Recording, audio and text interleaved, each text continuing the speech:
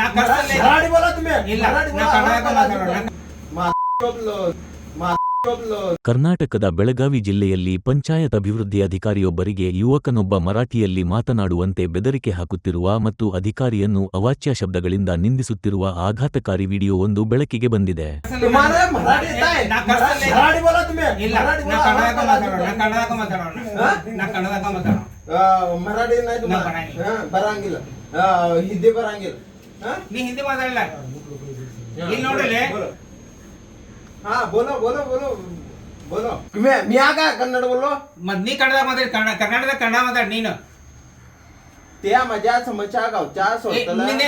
ನೀ ಅರ್ಜಿ ಕೊಡೋದು ಹಾ? ಅರ್ಜಿ ಕೊಡೋದು कुठले ಅರ್ಜಿ ಕೊಡೋದು ನಾನು ನೋಡ್ತೀನಿ ನಾನು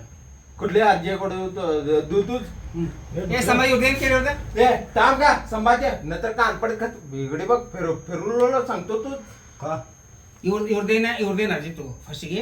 ಅರ್ಜಿ ತಗೋ ಅಂತ ವಿಚಾರಣೆ ಮಾಡಿ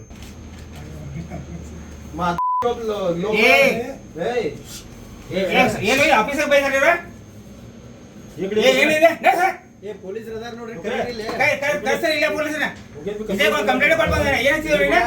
हे वापरलं तसं नाही काय पहिला तो माझा हे निर्णय ಈ ಹಿಂಸಾಚಾರದಲ್ಲಿ ಭಾಗಿಯಾಗಿರುವ ವ್ಯಕ್ತಿ ಬೆಳಗಾವಿ ಜಿಲ್ಲೆಯ ಕೈನ್ ಗ್ರಾಮದ ನಿವಾಸಿ ದಿಪ್ಪಣ್ಣ ಡೋಗ್ರಾ. ಪಂಚಾಯತ್ ಅಭಿವೃದ್ಧಿ ಅಧಿಕಾರಿ ನಾಗೇಂದ್ರ ಭಟ್ಟರ ಅವರು ನೀಡಿದ ದೂರಿನ ಆಧಾರದ ಮೇಲೆ ಪೊಲೀಸರು ಈಗ ದಿಪ್ಪಣ್ಣ ಅವರನ್ನು ಬಂಧಿಸಿದ್ದಾರೆ.